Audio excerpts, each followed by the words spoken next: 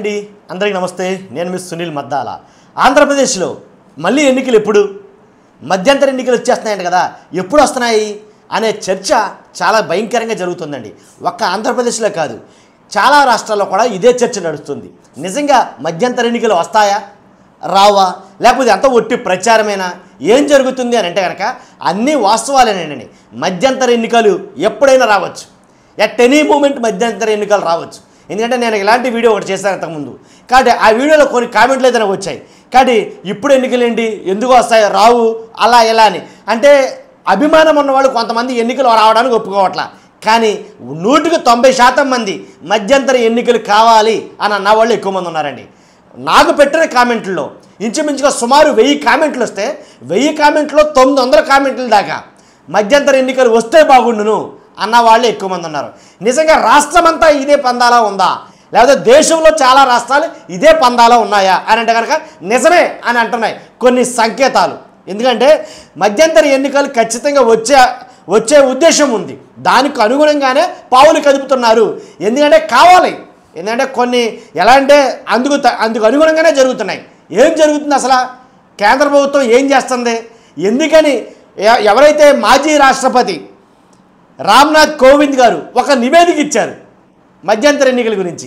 ఏంటి ఆ నివేదిక, ఆ నివేదికలో ఏముంది అసలు, ఎందుకని మధ్యంతర ఎన్నికల గురించి ఇంత చర్చ జరుగుతుంది అనేదే నేను మీకు చెప్పబోతున్నాను.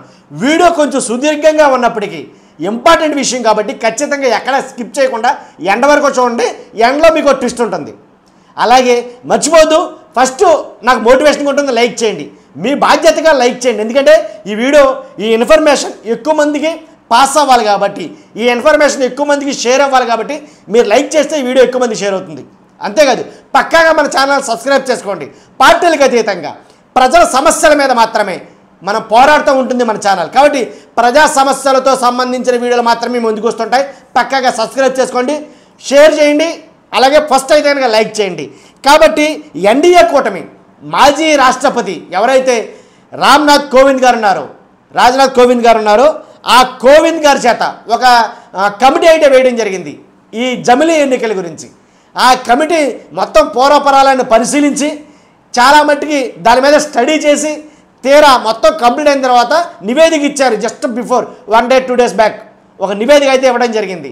ఆ నివేదిక మాజీ రాష్ట్రపతి గారు ఇప్పుడు ఉన్నటువంటి ముర్ము గారి చేతి ప్రస్తుత రాష్ట్రపతి ముర్ము గారి చేతికి ఇవ్వడం జరిగింది. అది నేను మీకు ఇక్కడ వీడియో క్లిప్పింగ్లో అది మీకు ఫోటో క్లిప్పింగ్ వేస్తాను. తర్వాత ఇచ్చిన నివేదికలు ఏముందంటే కనుక 100% జమిలీ ఎన్నికలు జరిపించవచ్చు, దానికి దేశం మొత్తం అనుకూలంగానే ఉంది అనేది ఒక కమిటీ ఇచ్చిన నివేదిక అయితే ఇవ్వడం జరిగింది. కేంద్ర ప్రభుత్వం ఆ మాట చెప్తుంది, కానీ కాంగ్రెస్ అలాగే ఎవరైతే ప్రతిపక్షాలు ఉన్నాయో అవన్నీ కూడా ఇవి జరగదు, అసాధ్యం, కష్టతరం అని కొన్ని మాటలు మాట్లాడుతుంది. ఎవరేమనుకున్నా సరే 100% జమిలీ ఎన్నికలు జరపాలి, ఒకే దేశం ఒకే ఎలక్షన్ అనే నినాదంతో ఇది సాగుతుంది. కాబట్టి నివేదిక తీసుకున్న వెంటనే ఏంటంటే వచ్చే పార్లమెంట్ సమావేశాల్లో, శీతాకాల సమావేశాల్లో దీన్ని పెట్టాలని, ఈ బిల్లును ప్రవేశపెట్టాలని, అలాగే దానికి ఆమోద ముద్ర వేయాలని ఒక డిసైడ్ అయితే కనుక అవడం జరిగింది అనేది క్లియర్గా తెలుస్తుంది. అందుగురించే అమిత్ షా గారు కూడా సంచలనమైన ప్రకటన చేశారు, మధ్యంతర ఎన్నికలు వచ్చిన ఆశ్చర్యపోనవసరం లేదు అని అయితే కనుక. మరి ఎన్నికలు రావాలి, వస్తాయని అన్నావు కదా, ఏ సంవత్సరంలో రాబోతున్నాయి, ఎప్పుడు రాబోతున్నాయి అని మీలో కొంతమంది అయితే అడగవచ్చు కదా.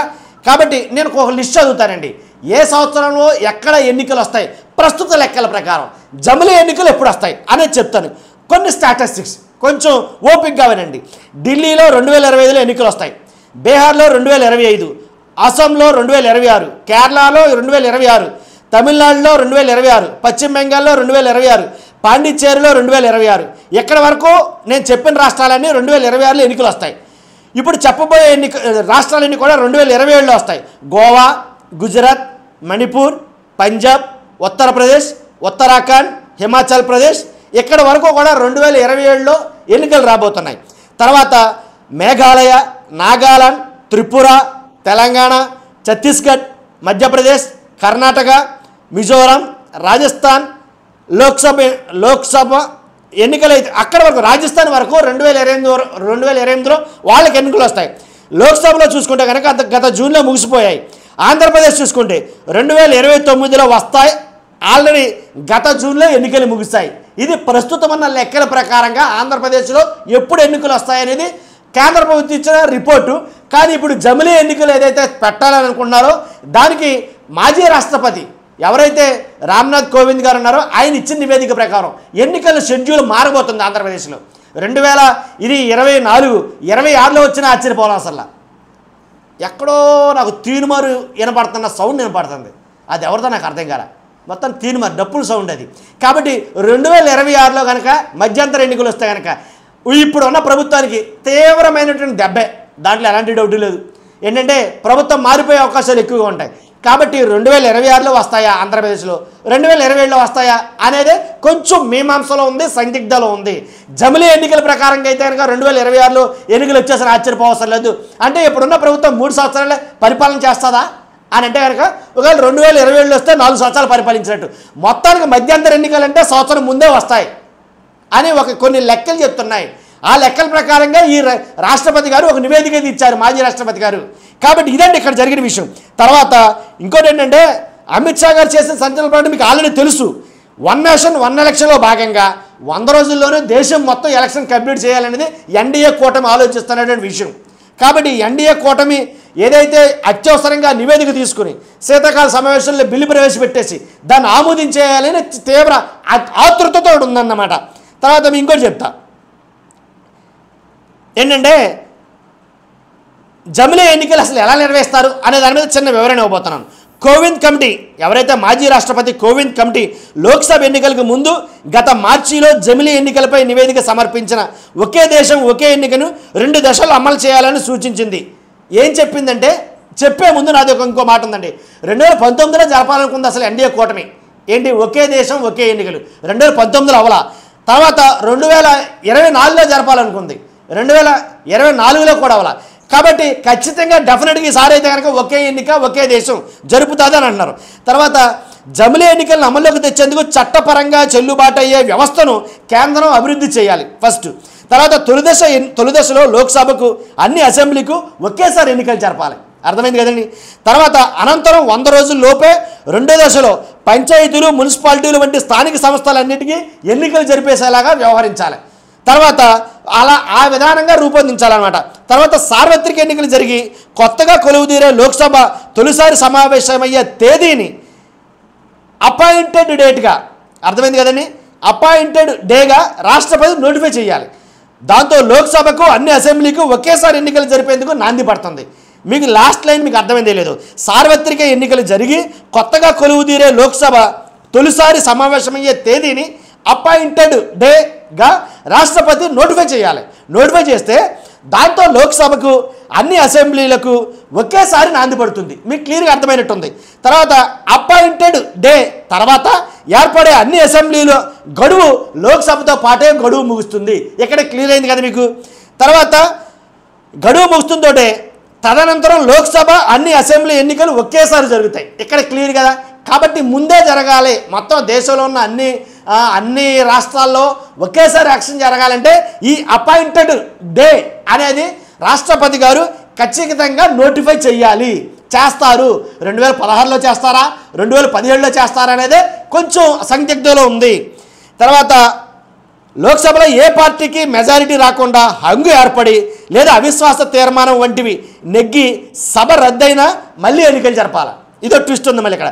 ఇలాంటి సందర్భంలో కొత్త సభ గడువు రద్దయిన సభలో మిగిలిన కాలావధి వరకు మాత్రమే ఉంటుంది.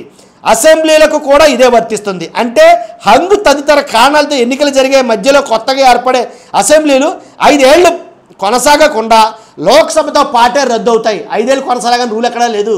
లోక్సభతో పాటే రద్దు అయిపోతాయి. మీకు అర్థమవుతుంది అనుకుంటా. అన్ని ఎన్నికలు సేమ్ నేను చెప్పింది అదే.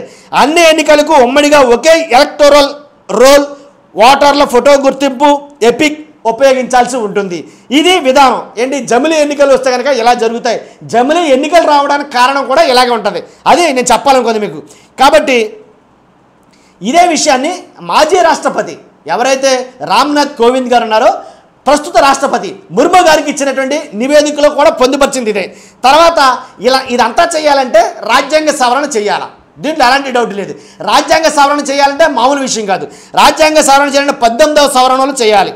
జమిలీ ఎన్నికలపై రామ్నాథ్ కోవింద్ గారి కమిటీ సిఫారసులను అమలు చేయాలంటే కనుక ఖచ్చితంగా 18వ రాజ్యాంగం చట్ట సవరణలు అవసరమవుతాయి.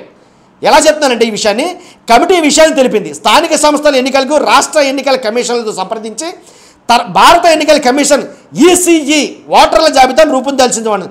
దానికోసం రాజ్యాంగంలోని ఆర్టికల్, ఇది ఇంపార్టెంట్, 325ను సవరించాల్సి ఉంటుంది.